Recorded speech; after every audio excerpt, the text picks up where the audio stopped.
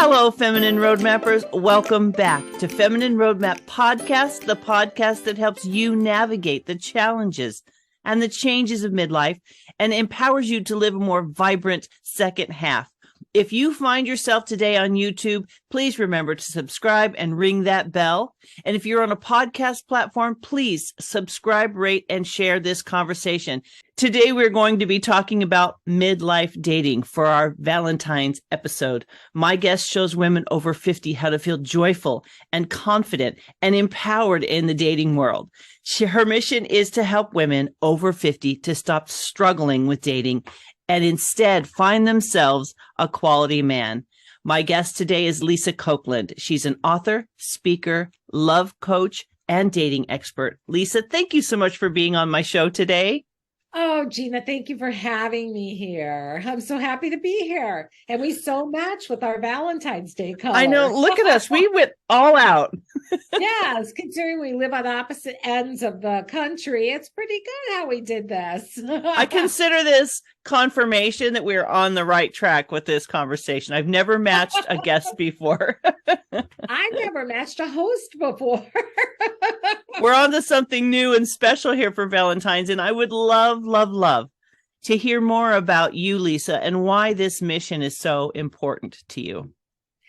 Well, I was in a 24-year marriage, and when I came out, I was clueless how to date. Mm-hmm. And I would just sit and cry all the time because I wasn't getting second dates. I wasn't getting first dates, maybe a few.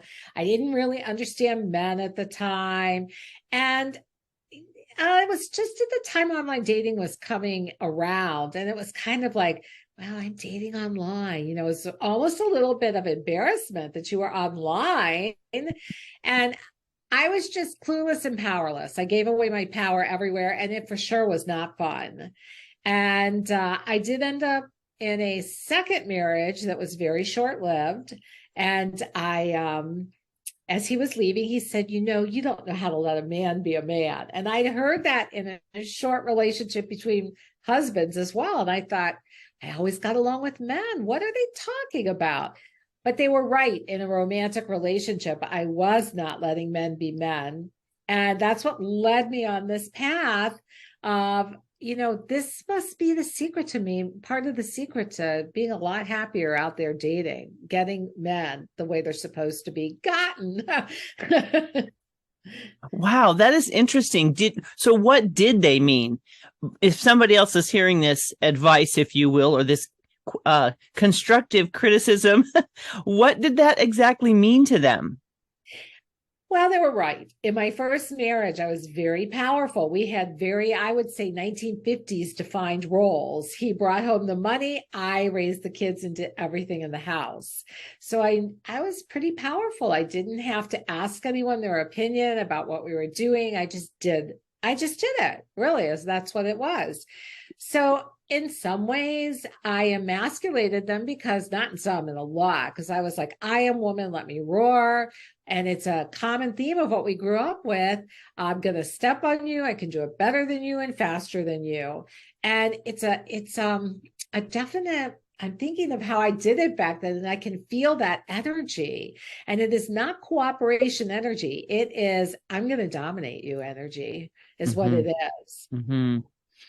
It's interesting, when we as women are in that space, I would say that it's possible that we just really can get things done, and maybe we're not recognizing that the emasculating is happening.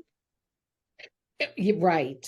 I had no idea I was being that way, but like I said before, we came through an era of women's lib, which was great. We were able to do jobs we were never able to do. We also took on a ton more work than we had ever had before. And we stopped getting men stepping up for us because we were saying, I'm a man just in a woman's body.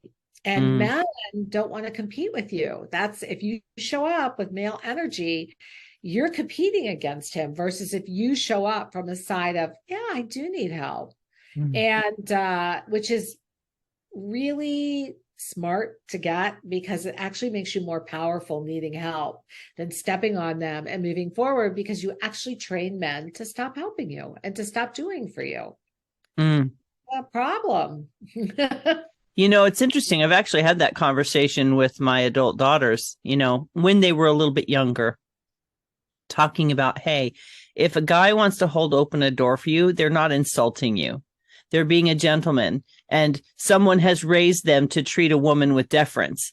So you have nothing to prove. Let them hold open the door, let them do those little things. And I know it seems small, but it's really kind of a precious order of things, if I could put it that way. You know what I mean? Yes. Yes. We really do not understand that the male mind truly is about making us happy. This is an emotionally healthy man. Yes. An emotionally healthy man, that's in his DNA coding to make you feel safe, protected, and provided for. The problem is we have our ways of doing things and we want them done our way. And so we will tell men how to do it, where to do it, when to do it, why to do it. And we will criticize whatever they do. And when we do that, yeah, we may have done it better, but what we did was we lost the war, not even just the battle. We lost the war because now he's going to not do anything because he thinks he can't make you happy. Wow. It's really one of those cycles, isn't it? Like we get into a habit, and then the less they do, the more we overpower, and we get into this habit. So now let's say you have, like, you've been married for a long time, and dating, even though I guess in a healthier marriage, dating should still be taking place. It's still different, right? Because you're not seeking someone, you're just maintaining and building on the relationship you have. So how is that journey going from the stability or the consistency of a marriage relationship to that dating world? Is it total culture shock? If you don't understand these things about men, yes, because when you get married young, I got married at 21. And because I got married so young, he was 22, and we built this relationship together, and we really carved out our own roles. And that's what happens. And then you come out, and he was pretty powerful in his own right. My kid's father, he was very powerful, in business, and that's where his real strengths were. But then because I said to him, did I ever emasculate you in our marriage? And he said, no, I never would have let you. But we each had our own power bases, and we each respected the others. And then I got out into the dating world, and I was used to being such a powerhouse. And here were these guys wanting to do for me, and I was an overgiver. And that's a big issue too. Women overgive. And I was an overgiver. So I wasn't making the space to receive at all. I was just giving. And overgiving is a real issue. And we think we're doing an amazing thing for a guy, but under overgiving is usually you're giving to get something back, and it's love or time with you, or you want the guy, you say, I'll take care of it, so he makes time for you. But what he does is he makes time for himself because he needs that. And then when you're overgiving, you get resentful, you get angry because you are burning out your batteries and nothing is replenishing them, including yourself. So I think the biggest thing when you come out of a marriage, it is important to understand men, and is because they're amazing if you really get them. And what happens is women project their womanliness onto them, and they think that men think like we do, and men often think we think like they do. It's a back and forth thing, and it ends up getting us in trouble. And when I teach about men to my clients, they will always say to me, oh my God, that's why my husband said this, and that's why he did this, and oh my God, because we actually, by overgiving, by controlling, we actually do not become more powerful. We become powerless because we don't really have a partner at our side because we train them to stop it. Mm. So how does one navigate meeting a man all over again in their 50s? Because the world has changed and the way we meet people has changed. Even my daughters, when we talk about dating, because they're not in a relationship right now, I tell them, I don't actually know, outside of relationships dynamics, I didn't do things the way they have to do things. Meeting people is such a different experience in the world now than it was 30, 40 years ago, even 20 years ago. It's so different. So how do you help people navigate this completely different social dynamic that's going on in our current world? In terms of social dynamic, can you get a little clearer on what you're thinking with that? So for me,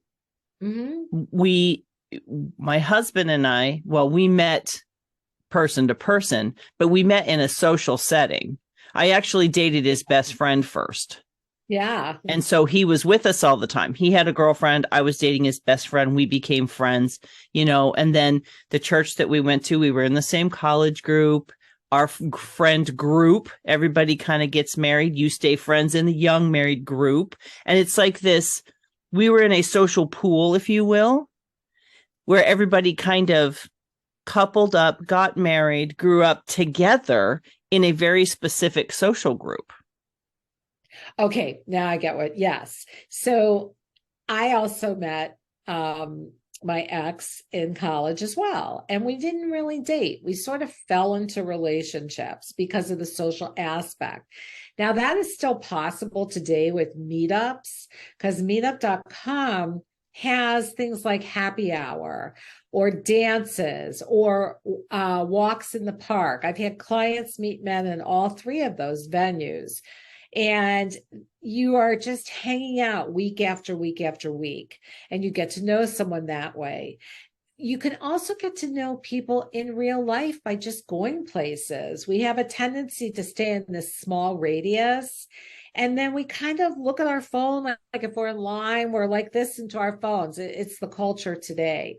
But start talking to people or go with one friend to a restaurant bar and just the two of you, because more than two women is very hard for a man to break through. But two women, he's fine. Just talk to the people around you, not with the intention of, am I meeting the one? I think one of the biggest things I've done for women is to try and help them see this as a fun journey of meeting new and interesting people and men, because we're not in a place where we have to get married anymore. There's lots of ways for men to fit in our lives that there weren't when we were younger. That's a really great point. We don't think about that. I remember when I was divorced at like 45. So the first time at 52, the second, and I was still on the marriage train. I wasn't a coach then. I was busy making mistakes a lot. Which is why, I understand what women are going through. And it wasn't until after that second divorce that I started to think about, where was I in this and what did I want? Who was the guy? But then I started to think, you know what? I don't have to have marriage again.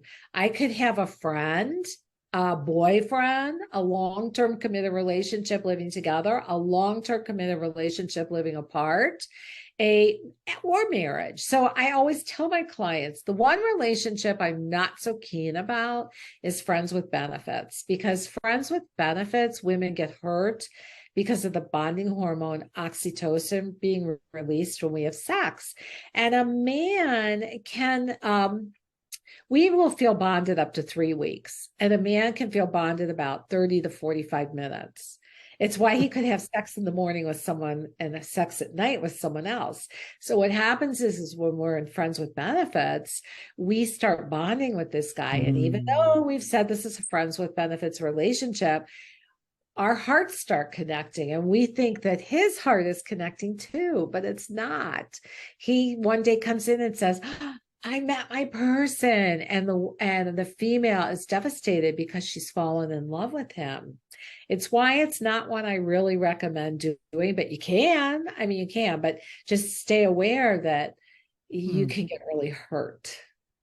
Do you recommend, for once a person's gone through a divorce, processing that divorce and maybe kind of working through some of those things before they move on to their next relationship? Oh my God, yes. Because all you're going to do is reattract what you just left. And you need to get clear. So after my second marriage, you know how I said before, I started to really look at things, and I created what's now called a quality man template. And the first part of it's a clear vision of the right man. And the first part of the quality man is what I created after that second divorce. It's called a pattern chart. And I sat down and I really looked at the patterns of men I had dated and exactly what and who and why I was attracted to the same person, just in different clothes. And that's usually because I was attracted, it was my mother in different clothes, different car, different job, different guy, but it was my mother's issues. And so most women do that. Like I have clients who had continuously attracted emotionally unavailable men because they had an emotionally unavailable mother or father. And we don't realize this. We think we're going out there for love. And I know some people may resist what I'm going to say, but it really is true. And there is books written about this as well. We are attracted to the person that we have to work the stuff out from childhood. And now some people, it works fine, or maybe they didn't have issues in childhood, but I did. So I attracted, God bless my mother, but she was abandoned. I attracted abandoned men, and I was abandoned in a way because she was sick most of my childhood. It wasn't intentional. So I attracted these abandoned, wounded men who I overgave to, I mothered, and mothering and overgiving is really smothering. And you're trying to make yourself feel safe. If I give enough, they'll be there for me, but they aren't because you're the one busy giving everything. So I think I got off your initial question there. Oh, no. No, I was like really enjoying the path you were on because I can see it. Do you know what I mean? Like I can totally see that. I think it can be fixed if you become aware of it. But wow, that's a heavy thought, that we are like beacons for our brokenness. Yeah. Well, I don't like to look at it like that. I like to look at it. It's an opportunity to heal. Yes. And the other thing is this is who you will have the most chemistry with, because you've lived with some variance of this your whole life. The person is going to feel like home to you because you've lived with it, years and years and years and years since you were a little or a baby. And when I work with women, and even I remember with myself in the beginning, once I had this understanding of who I was dating, and I happened upon it by accident because I just sat down and I said, I'm the common denominator here. What is wrong? Nothing was wrong. Everything is always in the right place at the right time. It's just I didn't have an awareness. But I even went back out and went looking for that old type again. And it took me a little while longer once I had a really good recognition and understanding to switch. But the problem is because we miss that old type in the beginning because we loved that old type because it zinged us and it was comfortable, and that's the chemistry. Used to it. That's interesting. That's very interesting. It's one of those things where self-awareness comes into play, isn't it? Like we have to kind of, like you said, you were the common denominator. It's becoming aware of who we are, how we show up in the world, what we're attracting, and then taking the time to figure out why. Why do we attract what we attract? And why are we attracted to it? That's a really interesting thing. And two, my question for you, Lisa, when I happen to be married, so this is not an application in my life at all, but if I were a single woman, I would think that the challenges, this is now my perspective. I have absolutely zero experience. I don't want to have this experience. I joke that if something happens to my husband, I'm going to go get a hobby because not because of my husband, but for me, like the thought of starting over is an overwhelming thought. Like, I don't personally, at this point in this safe space of being married, think, wow, I'd love to date again. So all of my questions are coming from, gosh, if I did have to date again, then I've had kids, I've had a life, I've had this. That guy has possibly had kids, possibly had marriages, possibly. So you have more stuff that you're contributing or bringing along. Like when we're in our 20s, we don't have all that stuff. Nope. So the navigation tools you need, I would think, would be a little bit more sophisticated. Well, I definitely have steps that my clients do go through for this process. And many of them have tried and tried and tried for like 5-10 years, and they're just frustrated. And then they come to me, and because it's a method, a system that, gives you everything you need to attract, meet, and keep a right guy, plus the support behind it. And I think the thing is that most people don't realize, and this is what really messes them up, is they think I'm going to put a profile online and they will come, like the Field of Dreams. And what happens is they're missing these foundation pieces. They're missing their confidence, because we as women are not the most confident group of people. We might be in our home life, we might be at work, and chances are most of my clients are. But when it comes to going back out there and dating and exposing ourselves, mind, body, soul, we don't have that confidence. So what ends up happening is, number one, you go out there with no confidence. And who do you attract? Not so great guys. You can only attract from where you're at. The second thing that's missing is this understanding of men. If you don't get men, you're just going to emasculate them again. And you're just going to be really frustrated. And that's when women say, men are idiots, men are awful. Men are really amazing. They are just not women. They think differently. They're much simpler than we are. They're very logical. But they really, really, if they're emotionally healthy, that doesn't mean they're going to talk about their feelings. It means they will be very much there for you when you need to talk about your feelings. But you have to understand men. And the third thing is what we were talking about before. That's a clear vision of the right man for you. So you have to have that understanding of who your old type is so you can break that pattern. And then you have to go into a new type. And I help women dive really deep. What's going to make you happy today? Because we have a tendency to revert to what made us happy in our 20s. Not today. And it's different. It's definitely different. So you need to have those three pieces in place to go online. Otherwise, you're building for 90% of the women out there, and men too, actually, but I don't coach them.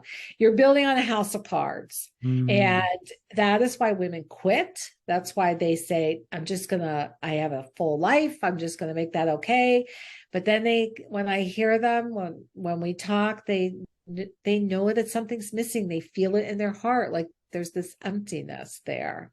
And I will say, coming back to that quality man template, I would say that's one of the biggest tools that gets women, the guy, because they'll say to me, I never would have seen my guy. And it takes you out of your comfort zone. And that takes courage to go out of your comfort zone, because you're used to that warm, fuzzy feeling of your old type. And then they say they have never been happier. Do you want an example of that? I would love that. Yes. Because of course I'm over here in the dark just going, wow, this sounds really interesting. I'm so glad. So recently an old client of mine contacted me, and she said, I just want to let you know I'm married now. And she said, I couldn't have done it without you and without having this awareness of my old type. So she was always attracting, I call them drama kings, because they always had stuff going on. A lot of us as women can be drama queens in men's eyes, but she was attracted to these drama kings.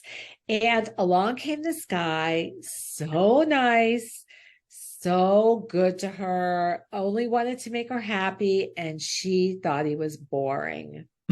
And she said she blew him off.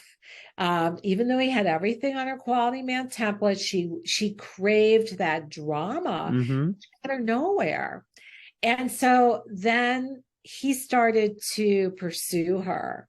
And he said, we'll take it slow. I'll take it we'll take it however you want, but let's just give this a chance. And over time, she realized, oh my God, this is so much better than that drama. And I get my needs met, and I'm with an adult, because a lot of, we can all present as adults, but we're really children. And she is now happily married. She did a YouTube video with me recently, and we're going to do one with her husband too. And the three of us. And she talks about it, and she says, I'm just the happiest I've ever been. And the calmness, she said, now she relishes it. She said it's just safe. Whereas that drama kind of felt safe to her because it's what she was used to, but it was never safe. Well, excuse me. It was never safe. As you're talking, I'm thinking, really, as a woman, I've experienced, and we all have, so much up to this point in our life that we really, most of us, are not the same person we were either. Like, it's not just that we've had all this life and we're not bright-eyed and bushy-tailed at 20 having no clue. Now, not only do we have a clue, but we've gone through enough that we may not even be the same person that we were. We might have fundamental things in common with our old selves, but really, aren't we coming to this as a different person? Well, we're older, definitely, but our needs are different, whereas when we were in our 20s, I met my ex-husband in my teens, my late teens, like my freshman year of college. And in those days, it was very hormonally based. And it's hormonally based because you got the clock ticking for a baby. Whether you had a baby or not, your body still can be wired to that. And you're really looking for a baby daddy, the strongest, the fittest. And that's where the handsome and the cute come in, and you're going to build a world together. Today, you come in with two separate worlds, and it's really about, it doesn't mean like the traditional blending of finances and all that. You don't even have to live together anymore if you don't want to. And some women don't want to. They like the companionship, but they don't necessarily want to live with someone. And other women are thrilled to live with someone. But anyway, you come in, and the thing you're looking for in your, as you're aging, is companionship and fun and play. Because when you were young and you had the fun and the play, it was before the kids came. Even though the kids are fun, it's not relationship fun. That's family relationship fun. It's not couple relationship, it's family relationship. So this is a time where this can be fun. And this is why dating should be fun. You want to meet new and interesting men. Stop going out there and looking for immediate chemistry and immediate attraction, because that is not sustainable. It is really what is underneath that is what you need to sustain the relationship, which is where you and your husband are, because you've gotten long past the hormonal thing and the chemistry and into a much deeper love with a lot, with your it person. And that's very possible today. It just takes looking at it differently. And that's where a coach fits in, by the way. You can save a lot of time, a lot of frustration, and a lot of pain. Like I had, because I couldn't find a coach then. When I got out of that second marriage, I looked for a coach. They were all in their 20s and their 30s, and they were men. And I'm thinking, what do you know about my 52-year-old body? It's like, and so, Yeah, it's like and that's why I became a coach also. I figured stuff out but I Mm-hmm. went through a lot of pain to get here. And that's another thing. I don't want women to have to go through pain, though that same kind of pain. You don't have to. You want it to be fun and enjoyable. Now, my next question, we don't need to be explicit or anything, but I would think it would be I've heard that men tend to want younger, tighter, fitter women. And a lot of us in this age of our life, our bodies are changing and they're not even the bodies we're familiar with anymore. And I would think that that would be a little bit of an intimidating journey as well. I'm not, maybe not for everyone, but I'm just talking about conversations that I've heard, comments that I've heard, and I've wondered, a lot of women are more confident in their 50s, but it's also you're sharing such an intimate part of yourself with someone new when you're less most of us are less fit or less I don't know, when you're like you said that immediate attraction, like how do you navigate that physical side, not the actual sex itself, but feeling confident and not fearful about being that kind of vulnerable with someone new? So let me share with you a mindset. The mind loves to be right. It doesn't mean it's right. So Uh-huh. maybe somebody read a guy's profile who's 50 or 55. I want a 22 to 40-year-old woman. Okay. Yes. That's what they read. And they think, oh, all men are like this. And then they'll start to point evidence to that. But what I have found over the years, almost all men try a younger woman because they just do it for their ego. But then what happens, what they will tell you is, I had nothing in common. We weren't even on the same ground. It's like we were living different pieces of history. And I've heard this from really handsome men. They came back to women closer to their age. The other thing is men's bodies are changing too. Mhm. And a lot of women just think of it as themselves, but they have their own issues as well. And there are men who will date younger women, but mostly younger women only want an older guy if he's got a lot of money or a lot of power, because otherwise it's like dating their dad or their grandpa, you know? Yes. And but men do accept you how you are. They really do. It's like we worry, oh my God, I have this wrong and this wrong and that wrong and that wrong.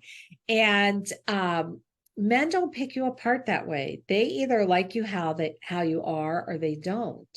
But the other part of this is the empowering part. You don't want a guy that wants a younger woman. You don't want a guy that's critical of your body. You don't want a guy who can't accept you as who you are, no matter how cute he is, no matter how handsome he is, no matter how much chemistry you think you have with him. And if you have the chemistry, it means you probably had a critical parent. So with a guy that's really critical like that, and your empowerment comes from getting clear on what you want and what's important to you. And that's why we dive so deep in this quality man template, figuring out your new type, because otherwise we go out there and we're looking for the hot guy, and the hot guy is not necessarily a good guy.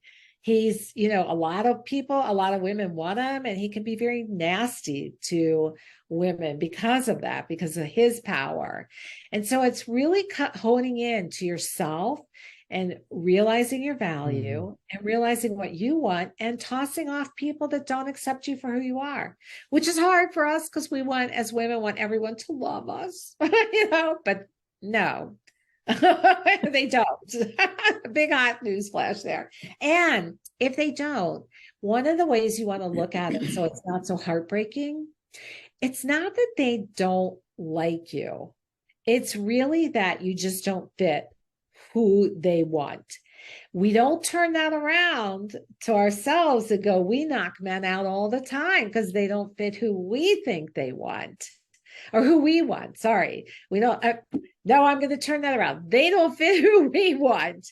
So it's a two-way street there. But if you have developed that mantra of, oh, I just don't fit who he wants, I'm going to move on, it really saves you a lot of heartache.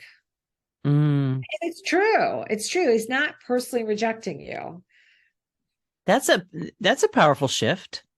Yeah. Yeah. Oh, I remember it saved me a lot, when I figured that out. Because, yeah, I liked everyone to like me too. So, not anymore, but I did. But So, it would make sense to allow that to be true, if you will, because we talked about, what the mind focuses on becomes true to us, whether or not it's true. So right. if we shift that truth, we can be, I don't know if detached is a good word in this situation, but we can separate ourselves from it as far as this isn't me. This is just like, for lack of a better example, it's like looking for a good face cream. Sometimes you have to try several face creams until you figure out, I don't like it to feel like this. I don't like it to smell like that. Obviously, you don't think about that with men, but do you know what I mean? Like, we do it all the time. And it doesn't Right. mean that that's bad or this is good. It just is a reality, is what I hear you saying. It's kind of like, it, this is I consider it an experiment. That's how it looks to me, that you're experimenting. You're trying on a different moisturizer. You're just trying something different to see if this feels right or feels good. But to your point about the trauma, that's fascinating to me. It's interesting how you can kind of maybe know something and somebody says it a certain way, and all of a sudden it's like, oh my gosh. Yeah. You can look Yeah. across the landscape and see. And it's so empowering to really recognize, not beating ourselves up for these realities, right? But being able to go, aha. Do I want to repeat this pattern? Or do I want to, which way do I want to suffer if I could be dramatic about it? Do I want to just keep repeating history, which is suffering? Or do you want that short-term struggle to get to a healthier place? Because growth is hard in the process, but the fruit of that growth is so incredible that you can't know until you know, right? Right. Yep. Very true. Very, very true. And it is a growing process. What clients will tell me is they'll say, I just thought I was going to learn how to date, but I've really grown, and it's also positively affected other areas of my life. And I think a really big place that affects them is when we've been rejected in the dating world or haven't gotten dates. It beats us up, and we start second guessing ourselves. We start thinking, what's wrong with me? And then we use sarcasm to protect ourselves. And then we start talking negatively about men and how awful they are. And then what we end up to justify why nothing's happening. And women can sometimes come in this space, and then they'll say, I'm just starting, after about a month or two, they'll go, my friends notice I'm different. It's because one of the biggest things is how you show up in the world. If you're going to show up as men suck, men aren't going to want to be around you. If you show up as, this is fun, let's just have a good time, we'll see if it's going to go anywhere, they think, gosh, she's cool. And I always tell my clients, give a guy who's nice a second chance, and a third and a fourth. And because you want a nice guy, you want a guy that's going to be there for you. No matter how, and chemistry grows, by the way, for women. It doesn't have to be hot off the bat. Hot off the presses, if the presses still even exist. That's funny, because I remember having these conversations with gals that I worked with, significantly younger than me. I can see, it's so funny. You're talking and I'm like, that's what was happening. They were attracting, say, the bad boy, a certain look, a certain behavior, and he's just a friend. He's just a nice guy. And I'm like raising my hand and going, that's a good thing. Yes. Like, this is okay. And I think I'm married to a nice guy. And I can say that what happens for people, I came in with the need for chaos. He refused to be chaos. And here we are, 32 years later, miraculously, because I struggled and I had to figure that out. But let me tell you, Nice is stability, is calmness. And Like my for a lot, drama kings. That's exactly, yes, same thing. I'm sorry, I didn't mean to interrupt you. no, you're understanding what I'm saying, which is fantastic, because that is hard for people who think that's boring. Like, they put it in a negative category. Now, it could be not everybody calm is going to be the right partner for someone, but that niceness, that stability, that's all something that could be difficult for someone to adjust to, because their comfort zone, like you said, includes more emotional upheaval. Relationships are hard enough, and you're coming together with even more now. So this is one of the things you need to look at for the future. It's why chemistry and initial attraction at this age don't matter as much, because you're not going to make babies. You want a true partner. You want someone who has your back, you have their back, and you have love and you have fun, and it's much deeper. And chemistry is all the excitement, all the woo, woo, woo. It is not sustainable anywhere. Even when you're young, it is not a sustainable quality in terms of making or creating a good relationship. And we want to come in like Cinderella or all the Disney princesses and have the guy swoop us off our feet and take us out there. And that's not life. Get real about, and it's hard. It's hard because we want that. It's ingrained in us from all the Disney movies and stuff. But it's really, get clear. What's so important to you now? What would feel good to you? Is it that zingy chemistry, or is it a deeper heart connected love? Is it dealing with issues constantly, or is it being able to negotiate together and enjoy each other? And, this is what I help women do every day, is to get clear on what's going to make them happy today. Because like I mentioned earlier, we fail because we have a tendency to date like we did in our 20s, which it's not that you shouldn't have chemistry, by the way. It can grow. The attraction can grow. And that's why you want to give a nice guy a chance. Does that all make sense? It totally does. Because to finish my thought about being married to a nice guy who's stable and does not do conflict and doesn't prefer, he likes everything to be calm waters.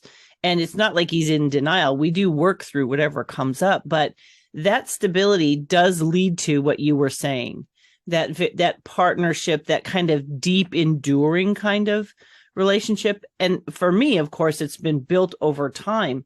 But it seems like when someone's a little bit more mature, they tend to move a little quicker. Their decisions tend to be a little faster. And I feel like we're a little bit ahead of the game and ready for more of that in a healthy situation. We're more ready for that partnership, that connection on that level, because it is true that, what I would find attractive now. Yeah. Is not outside of my husband, but I observe, because I have single friends. I think, okay, if I were single, what would I do?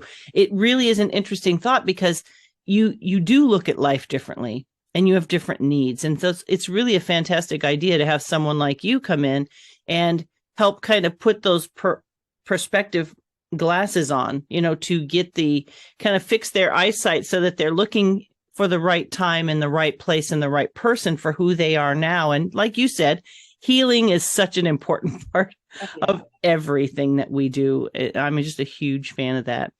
But I have a question for you. If you were to encourage my audience to have 3 things, say, that you really want them to anchor in. You've talked about a lot of things, and it's all been very great and powerful insights. But if they're kind of swimming in the information, how can we anchor them in? Just give me 3 things that might be helpful. So I guess, I've mentioned these 3 things. They're the foundation pieces. You want to take care of yourself first. You want to come to the table healed. It's really important. for you. You don't want to work those wounds out with a new partner.